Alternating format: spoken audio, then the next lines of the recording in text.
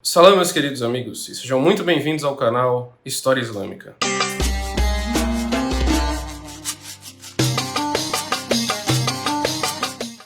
Então, pessoal, eu queria começar esse vídeo com um pedido de desculpas. Eu passei bastante tempo sem postar nada aqui no YouTube e nem fazer vídeos, digamos assim, um pouco mais elaborados no canal História Islâmica e nas redes sociais, tanto Facebook, Instagram, TikTok e enfim, todas elas, porque eu estava em processo de mudança, tá? Eu me mudei de estado, fui morar no estado que eu estava para outro estado, tive que fazer uma mudança com minha família inteira para outra cidade. Então, vocês sabem, né, mudança é aquele inferno, então eu acabei não podendo postar vídeos todos esses dias, mas estamos de volta, né? Eu estou aqui num outro escritório, num outro cenário. Eu ainda estou ajeitando algumas coisas aqui, né, para deixar melhorzinho para vocês. Só estou com a estante aqui atrás, ainda tem que mexer nos quadros aqui atrás, deixar tudo bonitinho para gravar os vídeos.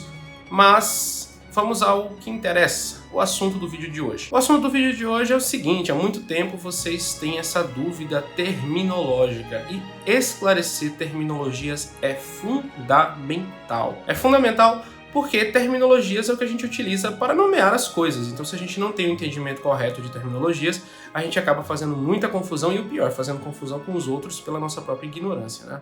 Então, por exemplo, às vezes eu faço um texto sobre, sei lá, Ibn Sina, Avicena, ou Ibn Rushd, Averroes, falando sobre suas contribuições.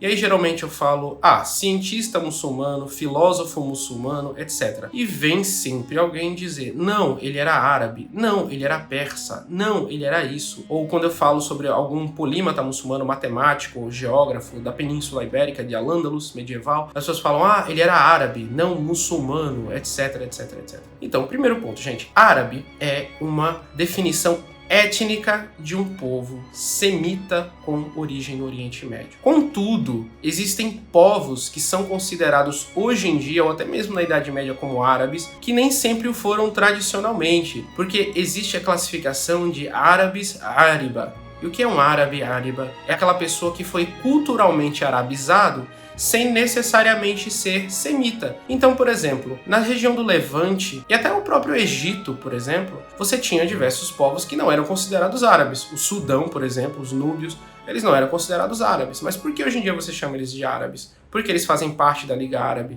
Porque são países que foram culturalmente arabizados. O mesmo caso é o Marrocos e outras regiões do Oriente Médio, que originalmente não eram tradicionalmente árabes desde antes do século VII, mas com a expansão do Islã, essas pessoas foram arabizadas mesmo sem ser etnicamente árabes. Então, por exemplo, se você vai no Líbano, que é um país árabe, digamos assim, muito famoso, que tem o árabe como idioma, você vai ver lá pessoas com aparências completamente díspares. Você vai ter gente com aparência de beduínos do deserto e você vai ter gente com aparência de, sei lá, europeia, branca, ruiva, loira. Por quê? São árabes, áribas, são pessoas que originalmente não têm origem semítica ancestral, mas que foram arabizados pelo contato com árabes após a expansão islâmica do século VII, com os primeiros árabes muçulmanos. Então, assim, quando a gente atribui características étnicas, a gente tem que entender que muitas pessoas não fazem parte de uma etnia, e principalmente no passado, elas eram culturalmente isto, mas não, digamos, etnicamente. Então, por que eu uso muito o termo muçulmano? Não é por uma questão de propaganda religiosa, mas é porque a primeira identidade social dessas pessoas era o Islã, era muçulmano. Ibn Sina não chegava e dizia, eu sou um grande poeta e filósofo persa. Não,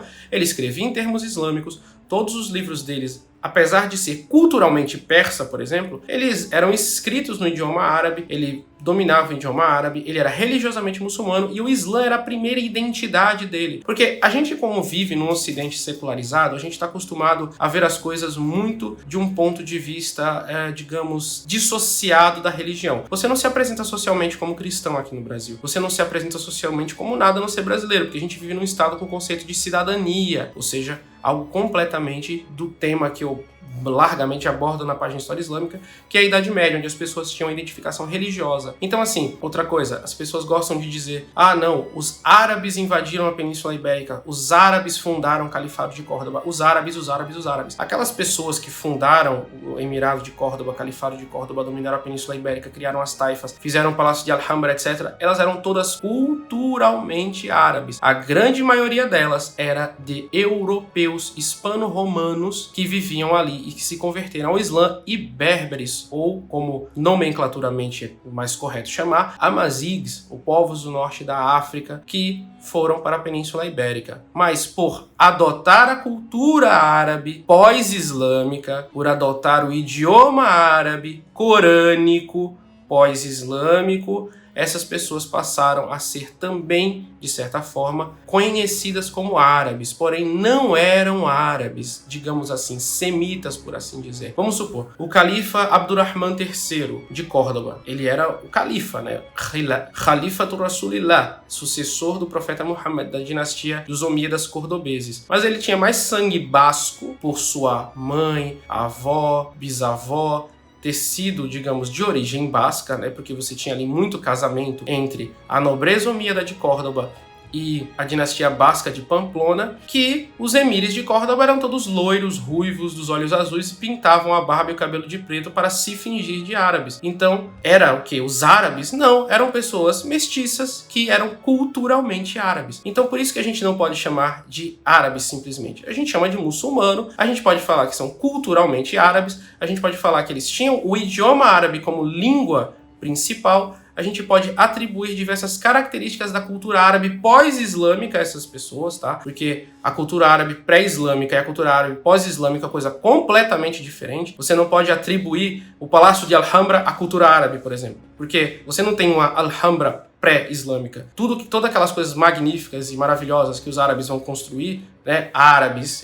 entre aspas, muçulmanos, que é o termo mais correto para essas pessoas com a diversidade, que tinham, digamos assim, a primeira identidade com a identidade religiosa, tudo aquilo que elas construíram foi pós o Islã. Os árabes mesmo, pré-islâmicos, viviam em tendas no meio do deserto, eram tribos que, após terem uma expansão militar, entrar em contato com outras culturas da Pérsia, de Bizâncio, da Índia e romana, enfim, todo aquele legado, começaram a juntar aquilo ali e criar uma nova cultura. Mas eles mesmos não tinham feito aquilo ali até após o Islã. O Islã que, digamos, deu isso a eles. Então por isso que eu uso a nomenclatura muçulmano muito mais ao invés de árabe. Uso às vezes árabe, mas para essa identificação étnica, digamos assim, quando realmente é necessário. Então, eu posso chamar o Emir Abdurrahman de árabe? Posso, culturalmente, mas ele era o quê? Mestiço. Muçulmano é o termo mais correto, porque era a religiosidade a primeira identidade daqueles povos. Então, da mesma forma, quando as pessoas falam, o místico persa Rumi, Jalaluddin Rumi, o famoso místico, né, persa do século XII e XIII, ele era o quê? Ele era persa? Ele era o quê? Afegão? Ele nasceu em Balkh, que fica, né, em Balkh, que fica hoje ali no Afeganistão. Então, o que ele era? Ele era persa? Ele não nasceu na região do Irã, mas ele vivia no mundo de influência cultural persa. Ele vivia no mundo persianizado. Então, a gente não sabe a qual etnia, a qual, digamos, povo ele pertencia, mas por ele viver no mundo persianizado, ou seja, no mundo de cultura persa, e utilizar o persa para escrever, as pessoas geralmente falam que ele era persa, mas não significa que ele naturalmente vivia na região que a gente conhece hoje como Irã, ou que era, digamos assim, etnicamente ariano ou persa, enfim. Então, é isso que as pessoas precisam entender, né? Essas nomenclaturas são muito importantes. As pessoas precisam entender que há uma diferença entre árabes e árabes áriba, ou seja, pessoas que foram arabizadas, que após a expansão do Islã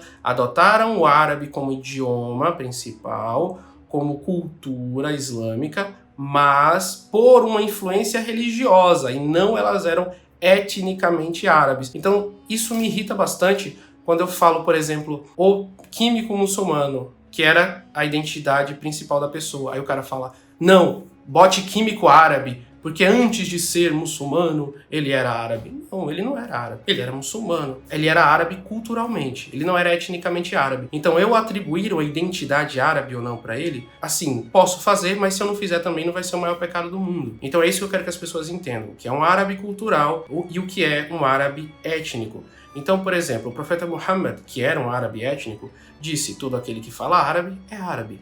Por quê? Porque a cultura árabe, ela tem essa herança de clientelismo, ou seja, de aglutinar todos os povos, de incluir todos os povos dentro de sua esfera cultural. Então é por isso que muitos povos que não originalmente eram árabes acabaram sendo arabizados.